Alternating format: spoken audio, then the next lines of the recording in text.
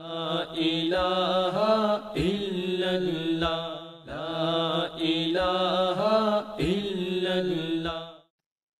15 شعبان سے لے کے 27 رمضان تک کا وقت اللہ تعالیٰ نے دیا تاکہ میرے بندے مجھ سے مانگیں، میں ان کی پریشانیوں کو دور کر دوں، ان سے مصیبتوں کو ہٹا دوں اور ان کی مراد کو پورا کر دوں۔ اب ایک لمبا وقت ہم نے دعاؤں میں گزارا اور آج اس کے فیصلے کی رات ہے۔ یہ بجٹ اس لیے نہیں بنتا کہ اللہ تعالیٰ کے خزانے میں کوئی کمی ہے اور اس کمی کے لیے ہمیں بجٹ بنانا چاہیے، بلکہ اللہ تعالیٰ ہر سال بندے کو یہ موقع دیتے ہیں کہ یہ مجھ سے دعائیں مانگے اور جو چاہتا ہے اپنے رزق کے بارے میں فیصلہ کروا لے۔ فیصلہ میں نے کرنا ہے، بندہ اپنی جو ضرورت ہے اس کو بیان کرے اور مجھ پروردگار سے مانگے۔ جو بے اولاد ہیں وہ اولاد مانگیں، جو غیر شادیشدہ ہیں وہ اپنے لیے اچھے رشتے مانگیں، جو بیمار ہیں وہ صحت مانگیں، جو کاروبار کی پریشانی میں مبتلا ہیں وہ کاروبار کی پریشانیوں کی دعا مانگیں، جو مقروض ہیں قرضے کی ادائیگی کی سبیل مانگیں۔ جو بھی انسان کو دنیا میں ضرورت ہوتی ہے وہ اس کے رزق میں شامل ہوتی ہے، اور اس کا فیصلہ آج کی رات ہوگا آنے والے سال کے بارے میں۔ لہذا آج کی رات اس لحاظ سے بہت اہم ہے اور یہ دعا کی رات ہے۔ ہم دعا کریں اور اللہ تعالیٰ سے اللہ کو مانگیں، اللہ تعالیٰ کی محبت مانگیں، اللہ تعالیٰ کی رضا مانگیں۔ جو ہمارے راستے کی رکاوٹیں ہیں ان کو دور کروائیں، جو نیک مرادیں ہیں ان کو پورا کروائیں۔ جب افسر فیصلہ کرنے بیٹھے اس وقت اگر ماتحت اس کی منت سماجت کر لے تو فیصلہ اس کے حق میں ہو سکتا ہے۔ آج اللہ تعالیٰ نے چونکہ رزق کا فیصلہ کرنا ہے آنے والے سال کے بارے میں، تو ہم آج کی رات اللہ سے جو کچھ رو رو کے مانگ لیں گے اللہ تعالیٰ ہمیں عطا فرما دیں گے۔ دین میں کوئی کمی نہیں ہے، مانگنے والے کے مانگنے میں فرق ہوتا ہے۔ ہمیں کئی دفعہ دعا مانگنی نہیں آتی، سلیقے سے نہیں مانگتے، اس وجہ سے ہماری دعائیں قبول نہیں ہوتی۔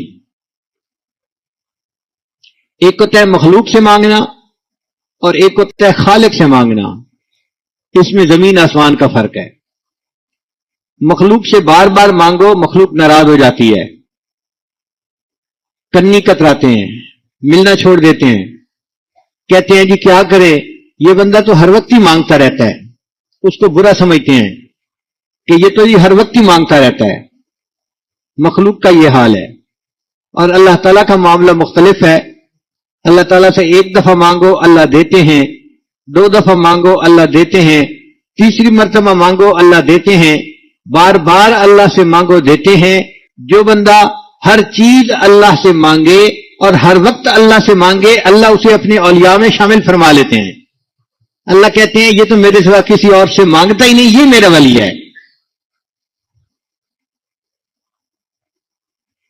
دنیا میں اگر مخلوق سے امیر بندے سے تھوڑا مانگیں تو وہ ناراض۔ آپ کسی وزیر کے پاس جائیں اور محفل میں اسے کہیں جی کہ مجھے آپ 1 روپیہ دے دیجئے، وہ ناراض ہو جائے گا، تو نے مجھے کیا سمجھا ہوا ہے، مجھ سے 1 روپیہ مانگتا ہے، میں اتنا گیا گزرا ہوں۔ تو اگر 1 روپیہ مانگیں امیر سے تو وہ ناراض، اور غریب سے زیادہ مانگیں تو وہ ناراض۔ کسی بندے کو کہیں بھئی مجھے آپ $1 ملین دے دیں تو وہ ناراض ہو جائے گا، وہ جی میرے ساتھ مذاق کرتے ہیں، دیکھو وہ مجھ سے $1 ملین مانگ رہا ہے۔ تو غریب سے زیادہ مانگو تو وہ ناراض، امیر سے کم مانگو تو وہ ناراض۔ اللہ کی شان عجیب ہے، تھوڑا مانگو اللہ وہ بھی دیتے ہیں، زیادہ مانگو اللہ وہ بھی دیتے ہیں۔ حتیٰ کہ حدیث پاک میں ہے کوئی بندہ اپنے جوتے کا ٹوٹا ہوا تسمہ اللہ سے مانگے، اللہ وہ تسمہ دے کے بھی خوش ہو جاتے ہیں۔ مخلوق کئی مرتبہ دیتی تو ہے مگر غصے میں دیتی ہے۔ آپ اپنی والدہ کے ساتھ گاڑی میں سفر کر رہے ہیں، کسی ایک جگہ گاڑی رکی اور کسی فقیر نے دروازہ کھٹکھٹا دیا، آپ اشارہ کرتے ہیں معاف کرو، مگر وہ لوگ مستقل مزاج ہوتے ہیں، جلدی ٹلتے نہیں ہیں، مانگتے رہتے ہیں۔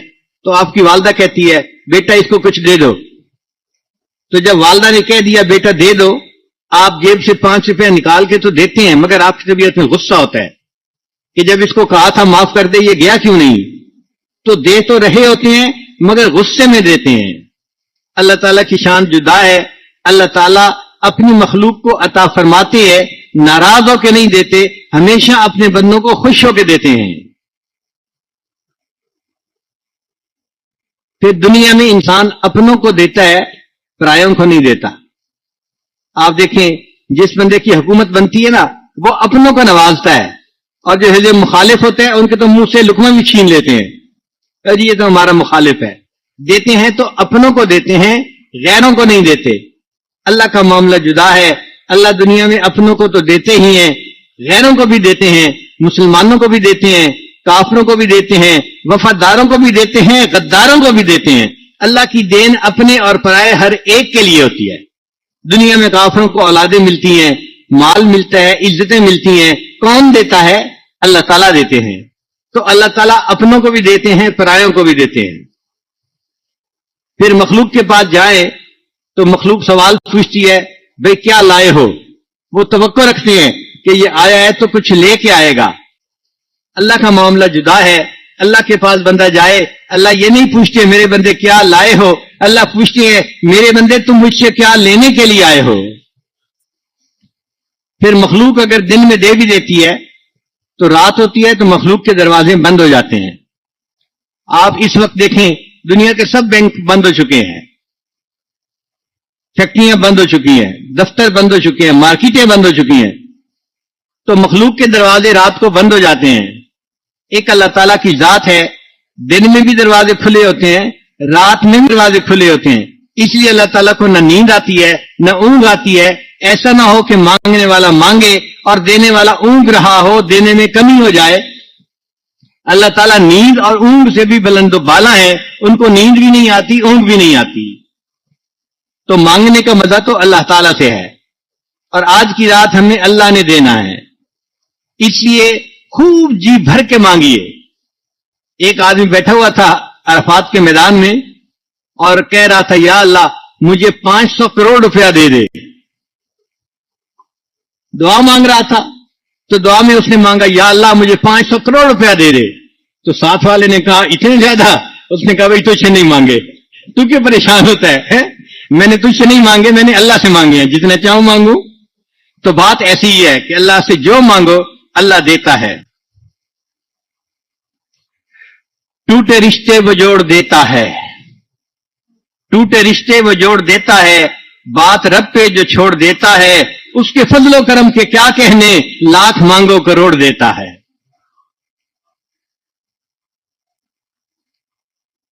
اللہ تعالیٰ بندے کی امید سے بڑھ کر دیتے ہیں.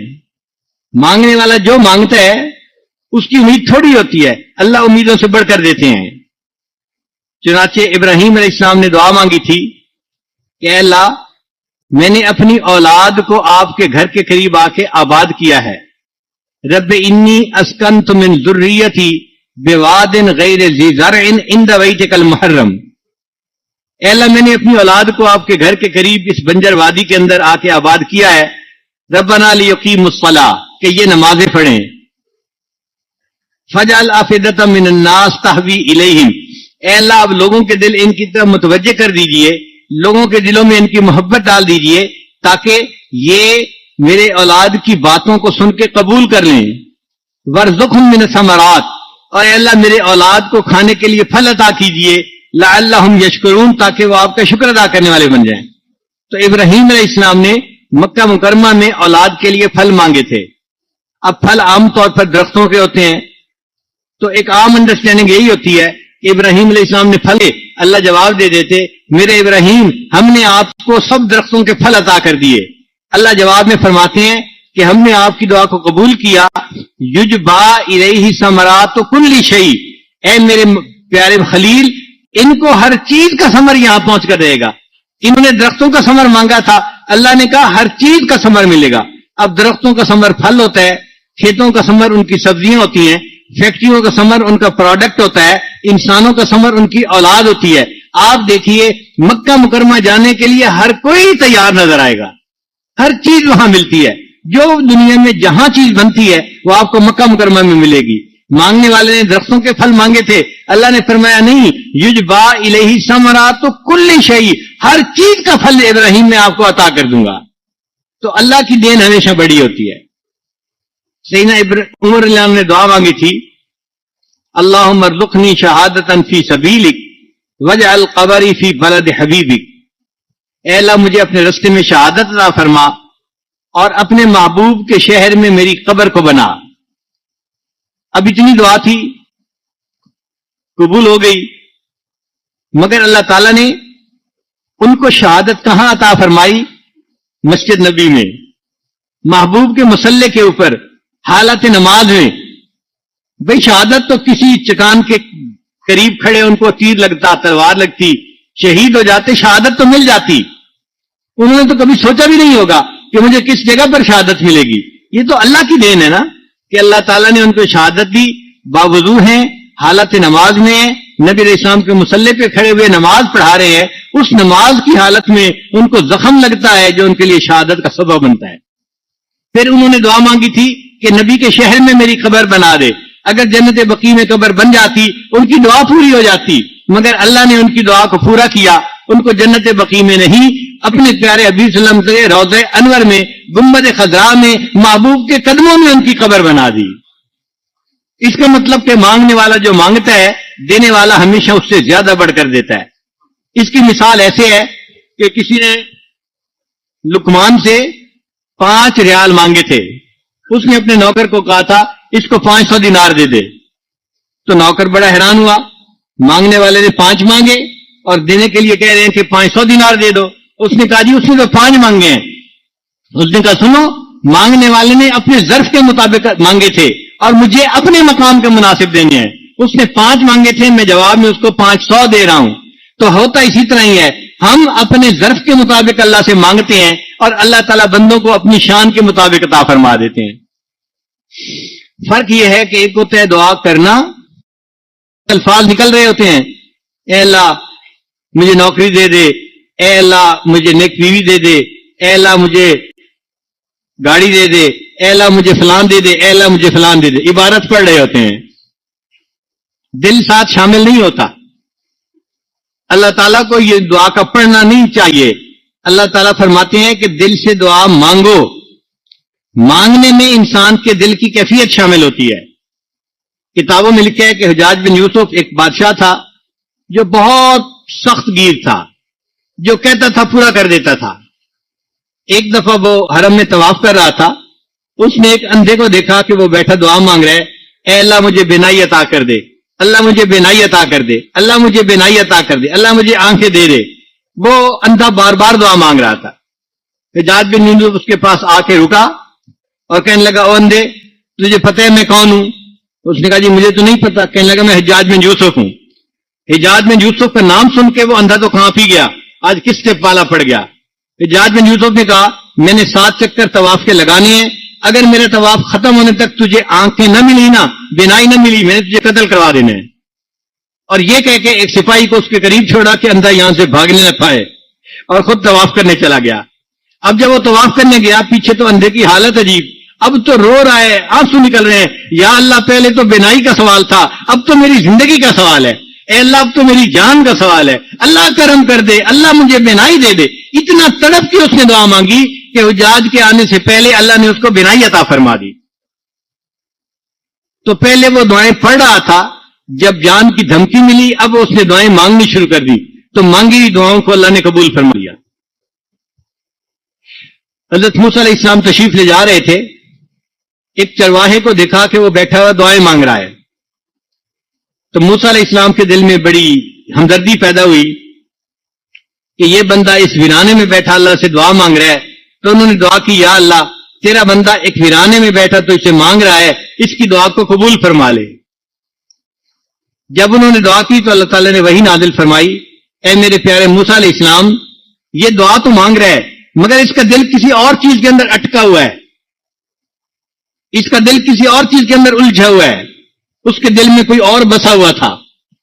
تو اللہ فرماتے ہیں کہ میں ایسے بندے کی دعا کو قبول نہیں کرتا جس کے دل میں کوئی مخلوق گھسی ہوئی ہو یا کوئی اور بسا ہوا ہو۔ تو موسیٰ علیہ السلام ہٹ کے واپس آئے اور اس چرواہے کو آ کر کہا بھئی تو اتنی دیر سے دعا مانگ رہا ہے، تیری دعا قبول اس لیے نہیں ہو رہی کہ تیرے دل میں کوئی غیر اٹکا ہوا ہے، غیر کو نکال دے، اللہ کو دل میں بسا لے۔ اس چلوائے نے اسی وقت بیٹھ کے سچی توبہ کی، اللہ نے اس کی توبہ کو قبول فرما لیا، دعا قبول ہو گئی۔ تو ہم بھی اسی طرح جب اللہ سے مانگیں تو اپنے دل کو غیر سے خالی کر کے مانگیں۔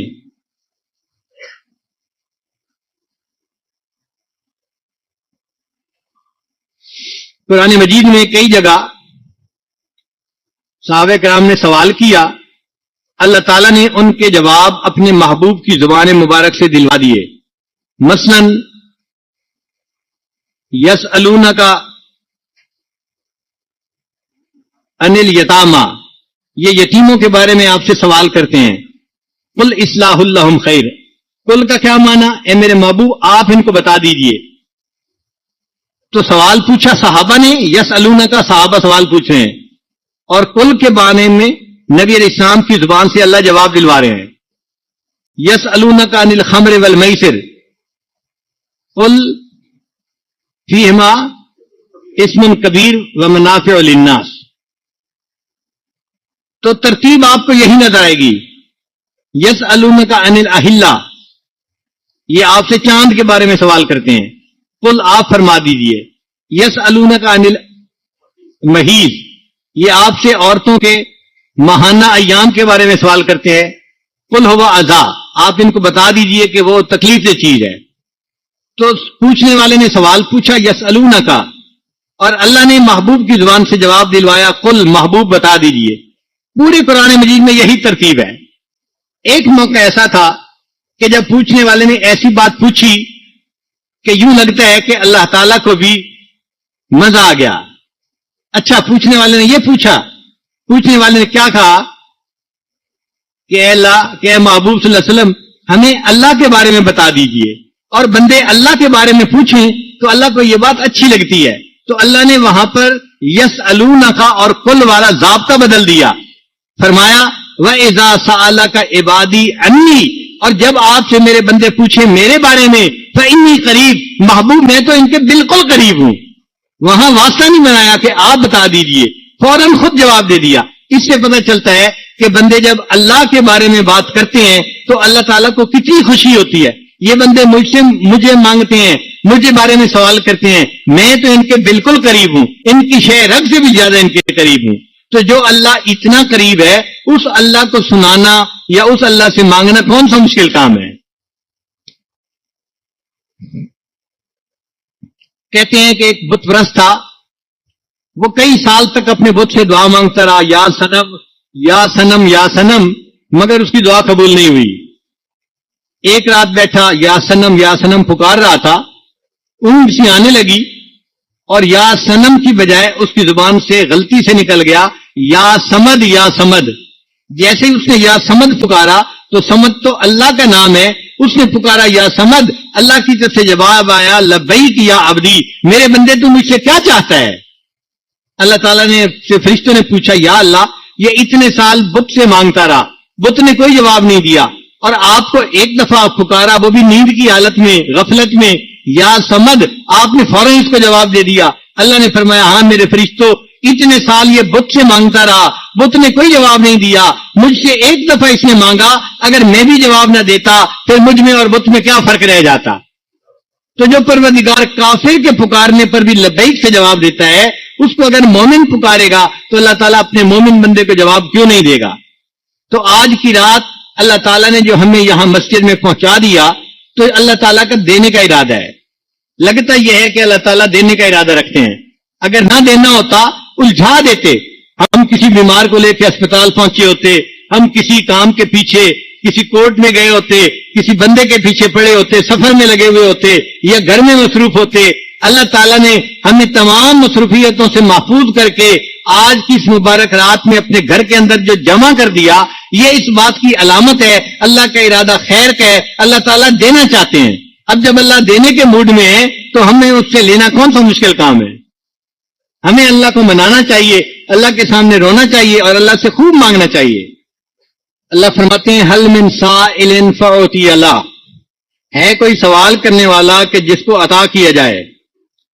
اللہ تعالیٰ کی بارگاہ میں آنے میں دیر ہے، عطا میں دیر نہیں ہے. ہم کو شکوہ ہے ہمارا مدعا ملتا نہیں، ہم کو شکوہ ہے ہمارا مدعا ملتا نہیں، دینے والے کو گلا ہے کہ گدا ملتا نہیں. غفلت شعاری دیکھ کر بندے کو کہتا ہے کریم، دینے والا دے کسے دستے دعا ملتا نہیں. اللہ تو دینے کے لیے آمادہ ہے، کوئی ڈھنگ سے دعا تو مانگے، کوئی ہاتھ تو پھیلائے کہ میں جس کے ہاتھوں کو اور جس کی جولیوں کو بھر دوں. اس لیے آج کی رات میں ہمیں عاجزی سے اللہ سے ایسے مانگنا ہے کہ اللہ کو پیار آ جائے.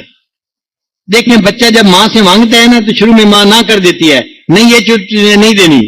بچہ یہ نہیں دیکھتا کہ امی نے نہ کر دیا ہے، مانگتا رہتا ہے، مانگتا رہتا ہے، روتا رہتا ہے، جی ادھر ادھر ایسا روتا ہے. اچھا وہ یہ بھی نہیں سوچتا خالہ بیٹھی دیکھ رہی ہے، بڑی بہن بیٹھی دیکھ رہی ہے، ابو بیٹھے دیکھ رہے ہیں، وہ کسی کی پرواہ نہیں کرتا، بس وہ روتا دھوتا رہتا ہے اور الٹتا پلٹتا رہتا ہے. حتیٰ کہ ماں کو پیار آتا ہے، عورت اس بچے کو اٹھا لیتی ہے اور بالآخر اس کی مراد کو پورا کر دیتی ہے. تو اللہ تعالیٰ بھی بندے کو پہلے اگر نہیں دیتے تو وہ بندہ اگر روتا ہے، مانگتا ہے اور بار بار مانگتا ہے اور بے اختیار ہو کے مانگتا ہے، اللہ کو ترس آ جاتا ہے، اللہ اس بندے کو عطا فرما دیتے ہیں اور اللہ تعالیٰ تو دے کے خوش ہو جاتے ہیں. حدیث مبارک ہے ملم یس اللہ یغضب علیہ، اللہ تعالیٰ سے جو بندہ نہیں مانگتا اللہ اس بندے سے ناراض ہوتے ہیں. یہ بندہ مجھ سے کیوں نہیں مانگتا؟ اللہ نہ مانگنے والے سے ناراض ہوتے ہیں اور مانگنے والے کو عطا کرتے ہیں. اور ویسے بھی یہ بات بتائیے کیا یہ پاسبل ہے کہ بندہ اللہ سے مانگے اور اللہ نہ دے اور قیامت کے دن اللہ بندے سے شکوہ سنے، اے اللہ میں تو مانگتا تھا آپ نے دیا نہیں؟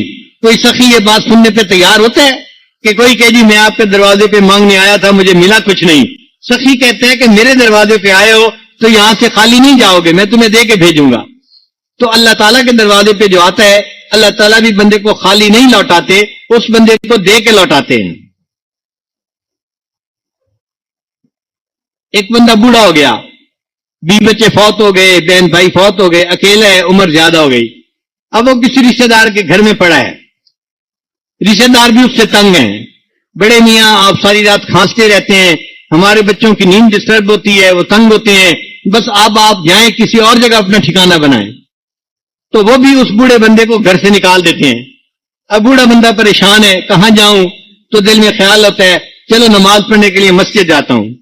اب یہ بندہ مسجد کی طرف آ رہا ہے، اللہ تعالیٰ اس سے پوچھتے نہیں ہیں اے میرے بندے تیری جوانی کہاں گئی، اے بندے تجھے میں نے حسن دیا تھا کہاں ضائع کیا، تجھے مال دیا تھا کہاں ضائع کیا، جب تیرے پاس نعمتیں تھیں اس وقت تو تجھے میں یاد نہ آیا، اب تیرے پلے ہی کیا ہے، اب ہڈیوں کا ڈھانچہ کمزور سا ہے اور نہ پیسہ مال ہے نہ حسن جمال ہے، کچھ بھی تیرے پاس نہیں، اب تجھے میرا در یاد آیا تو میرے گھر کی طرف آ رہے. اللہ اسے تانا نہیں دیتے، اس سے شکوہ نہیں کرتے، بلکہ اللہ اس بوڑھے کے گھر آنے پہ بھی خوش ہوتے ہیں، فرماتے ہیں اچھا بوڑھے تجھے اب یاد آ گیا کوئی تو میرا رب ہے، تو میرے در کی طرف چل کے آ رہا ہے، میری رحمت تیری طرف دوڑ کے آ رہی ہے. وین اتانی یمشی اتیتہ ہر والا، جو بندہ میرے گھر کی طرف چل کے آتا ہے میری رحمت اس بندے کی طرف دوڑ کے جا رہی ہوتی ہے.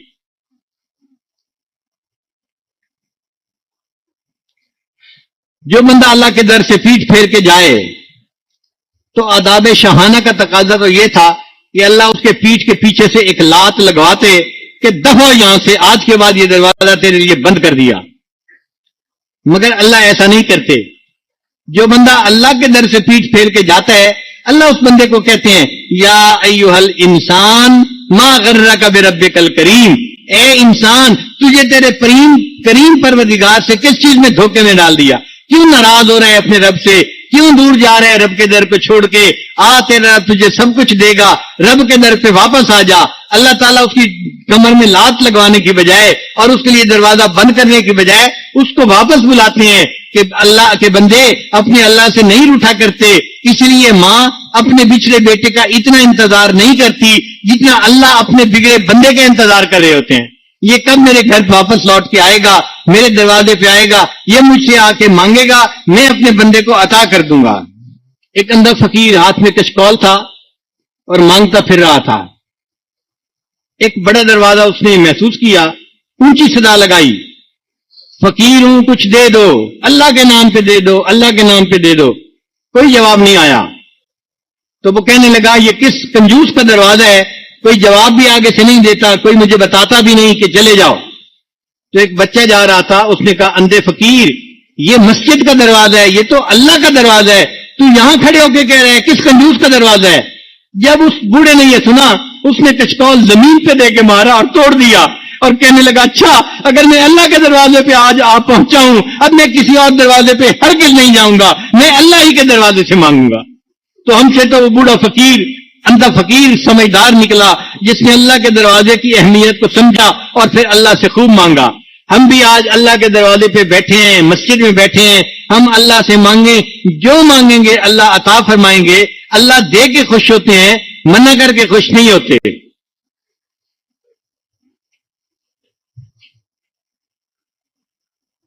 اللہ تعالیٰ ارشاد فرماتے ہیں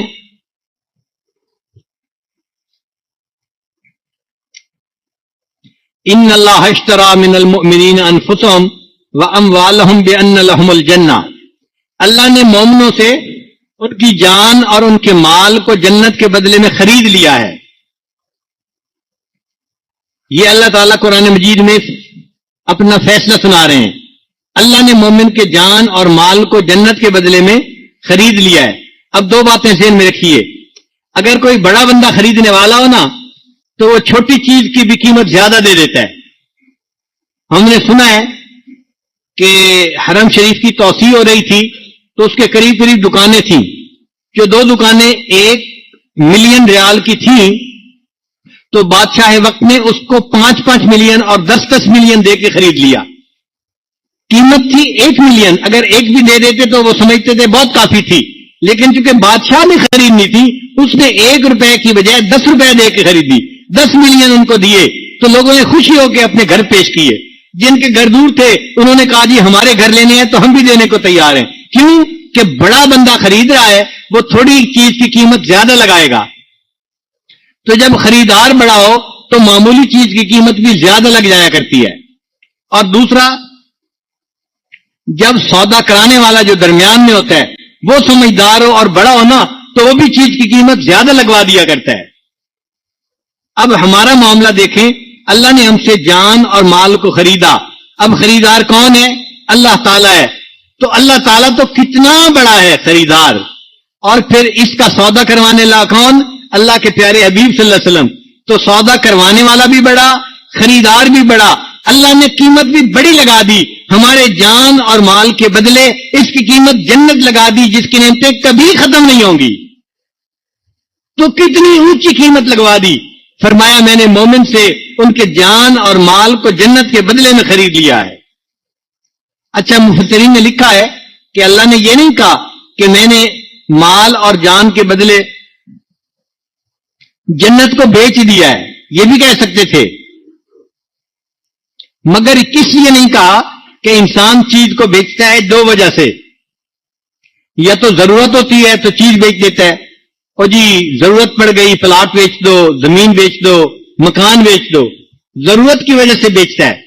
اب اللہ تعالیٰ کو کوئی ضرورت نہیں کہ وہ جنت کو بیچے, وہ ضرورتوں سے بلند و بالا ذات ہے. اور کبھی کبھی زیادہ نفع کی امید ہوتی ہے. پلاٹ لیا تھا 10 لاکھ کا, اب بک رہا ہے 80 لاکھ کا, اور جی پلاٹ بیچ دو نفع زیادہ ہوگا. اللہ تعالیٰ کو کسی کے نفع کی بھی ضرورت نہیں ہے کہ کوئی سودا کرے گا تو اللہ کے خزانے میں زیادہ پیسہ آ جائے گا. تو نہ اللہ کو کوئی محتاجی ہے, نہ زیادہ نفع کی امید ہے. اس لیے اللہ فرماتے ہیں میں جنت کو نہیں بیچ رہا, بلکہ میں نے تمہارے جان اور مال کو جنت کے بدلے میں خرید لیا ہے. میں تمہاری جان اور مال کو خرید رہا ہوں. لوگ غلام خریدتے ہیں تو اپنے نام پہ نام رکھتے ہیں. جیسے شیبہ نام تھا, مطلب ان کو لے کے آئے تو اس کا نام پڑ گیا عبد المطلب, مطلب کا غلام. اپنے نام پہ نام رکھا. اللہ تعالیٰ بھی بندے کا نام اپنے نام پہ رکھتے ہیں. حدیث پاک میں ہے کہ بندے کا نام عبداللہ ہو, عبد الرحمن ہو یا عبد الرحیم ہو, اللہ کو یہ نام بڑے پیارے ہیں. تو اللہ بھی بندے کا نام اپنے نام پہ رکھنا پسند کرتے ہیں. فرق یہ ہے کہ لوگ غلام خریدتے ہیں تو کام کروا کروا کے اس کو خوار کر دیتے ہیں, مگر اللہ ایسا نہیں کرتے. اللہ تعالیٰ اپنے بندے کا اکرام کرتے ہیں. وَلَقَدْ كَرَّمْنَا بَنِي آدم, اللہ فرماتے ہیں ہم نے بنی آدم کو اکرام عطا فرمایا. اللہ اپنے بندوں کو ذلیل نہیں کرتے, بلکہ بندوں کو عزتوں سے نوازتے ہیں. پھر لوگ غلام خریدتے ہیں، اس سے کام تو کرواتے ہیں، اس کو تنخواہ نہیں دیتے، اور یہ تم تو غلام ہو، تمہیں خریدا ہوا ہے، تو غلام سے کام کرواتے ہیں، تنخواہ نہیں دیتے۔ اللہ کتنے عظیم ہیں، اپنے بندوں سے عبادت کرواتے ہیں اور پھر اس عبادت پر ان کو اجر بھی عطا فرما دیتے ہیں، حالانکہ بندے اللہ کے تھے۔ اللہ فرماتے تم تو ہو میرے، تم میری عبادت میں لگے رہو، یہی کافی ہے۔ اللہ فرماتے ہیں نہیں، تم عبادت کرو گے، میں ایسا شہنشاہ ہوں، میں تمہیں اس پر تنخواہ بھی دوں گا، انعام بھی دوں گا، دنیا میں بھی اجر دوں گا، آخرت میں جنت میں بھی اجر عطا کروں گا۔ لوگ اپنے عیب کی اپنے غلام کے عیبوں کو اور کوتاہیوں کو ظاہر کرتے ہیں، لوگوں کو بتاتے ہیں یہ بڑا کام چور ہے، یہ بڑا سست ہے، یہ ڈھنگ کا کام نہیں کرتا، یہ بڑا بے وقوف ہے، اس نے مجھے ستا کے رکھا ہوا ہے۔ تو لوگ اپنے غلاموں کے عیب دوسروں پر ظاہر کرتے ہیں، اور اللہ تعالیٰ وہ ذات ہے اپنے بندوں کے گناہوں کو عیب ظاہر نہیں کرتے، بلکہ ان کے کیے ہوئے گناہوں کے اوپر بھی پردے ڈال دیتے ہیں۔ ایک گناہ میرا ماپے ویکھن کہ دیون دیس نکالا، ایک گناہ میرا ایسا ہے کہ جس کو میرے ماں باپ دیکھتے ہیں تو وہ مجھے گھر سے نکال دیتے ہیں۔ ایک گناہ میرا ماپے ویکھن تے دیون دیس نکالا، تے لکھ گناہ میرا اللہ ویکھے تے وہ پردے پاون والا۔ اور اللہ بندے کے لاکھ گناہ دیکھتا ہے اور وہ لاکھ گناہوں کے اوپر پردے ڈال دیتا ہے۔ پھر لوگ اپنے غلام سے اپنی حفاظت کرواتے ہیں، بھائی میں بیٹھا ہوں، لیٹ رہا ہوں، تم ذرا خیال رکھنا دروازے کا، یہاں پہرا دو، تو اپنے غلام سے اپنی حفاظت کرواتے ہیں۔ اور اللہ تعالیٰ ایسے کریم ہے کہ اپنے بندے کی خود حفاظت فرماتے ہیں۔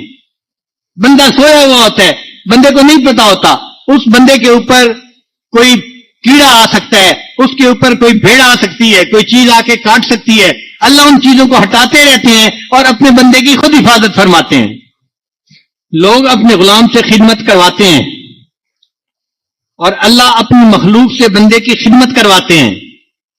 اللہ نے ہماری خدمت پر سواریوں کو لگا دیا، اونٹ کو، گھوڑے کو، یہ سواریاں خدمت کرتی ہیں۔ اللہ نے گائے بھینس کو خدمت پہ لگا دیا، ہمیں دودھ مہیا کرتی ہیں۔ اللہ تعالیٰ نے پرندوں کو متعین کر دیا، ہمیں اپنے گوشت پیش کرتے ہیں کھانے کے لیے۔ تو دیکھو اللہ نے اپنے غلام پر اپنی مخلوق کو خدمت پر لگا دیا، اور لوگوں کا معاملہ یہ ہے کہ وہ اپنے غلام سے لوگوں کی خدمت لیا کرتے ہیں۔ اللہ اپنی مخلوق سے اپنے غلاموں کی خدمت کرواتے ہیں۔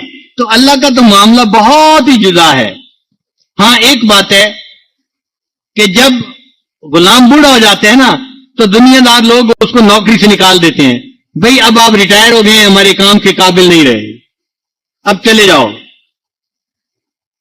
مگر اللہ تعالیٰ کا بندہ جب بوڑھا ہو جاتا ہے اللہ اس کو اپنی بندگی سے نہیں نکالتے، بلکہ اللہ فرماتے ہیں اب تم بوڑھے ہو گئے ہو، تم نے اپنی جوانی میری عبادت میں لگا دی، اب بڑھاپا آ گیا، اب اس بڑھاپے میں تمہیں اپنا غلام نہیں رکھتا، میں تمہیں آزاد کر دیتا ہوں۔ تو اللہ تعالیٰ اپنے بندے کو بڑھاپے میں آزاد کر دیتے ہیں۔ ان الملوک اذا شابت عبیدہم، بے شک بادشاہ جب ان کے غلام بوڑھے ہو جاتے ہیں، فی رقہم آتقوہم عتق احراری، تو ان کے وہ لوگ جو ہیں اپنے غلاموں کو آزاد کر دیا کرتے ہیں۔ اس نے زندگی بھر ہماری خدمت کی، اب بوڑھا ہو گیا، اب ہم اس کو آزاد کر رہے ہیں۔ تو شاعر نے کہا وَأَنْتَ يَا سَيِّدِي أَوْلَى بِذَا كَرَمًا، اے ہمارے سردار، ہمارے پروردگار، آپ اس کرم کے زیادہ حقدار ہیں۔ ہم نے کلمہ پڑھا اور کلمہ پڑھتے پڑھتے بال سفید کر بیٹھے، اے اللہ اب ہمیں اس بڑھاپے میں جہنم کی آگ سے نجات عطا فرما دیجیے۔